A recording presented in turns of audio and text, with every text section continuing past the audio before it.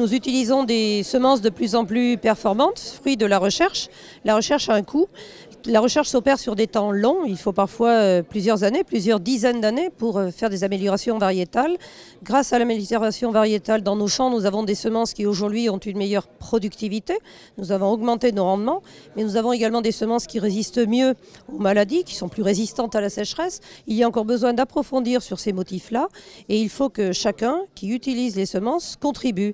Et c'est tout le débat des COV, c'est le débat aussi de la possibilité de réutiliser les semences de ferme mais en payant son éco pour pouvoir continuer à financer les recherches. Nous nous sommes toujours attachés au niveau de la FNSEA à défendre cette régulation intelligente, cette approche interprofessionnelle aussi, et sur une régulation en quelque sorte de la recherche et de son financement. Donc nous attachons beaucoup d'importance à ce que la recherche puisse se poursuivre. Il y a des controverses aujourd'hui sur certains motifs de recherche. Il faut aussi associer très en amont les agriculteurs utilisateurs.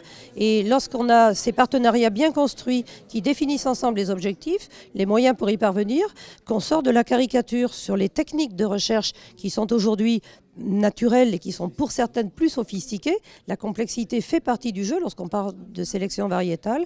Eh bien, nous avons aussi ensuite à expliquer à l'opinion, à la société, qui a été un petit peu gavée de caricatures et qui ne comprend plus grand-chose, pourquoi l'agriculture française est leader en matière de semences, pourquoi la recherche française est reconnue et pourquoi les agriculteurs français comptent beaucoup sur la recherche pour répondre à l'enjeu alimentaire, climatique, énergétique, biodiversité, protection des ressources.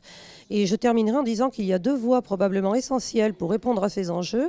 C'est le changement des techniques et l'agronomie et la recherche variétale. Mais pour ça, il faut de l'argent dans les deux domaines. Donc oui, nous savons pourquoi nous payons et nous militons pour que chacun puisse amener sa contribution.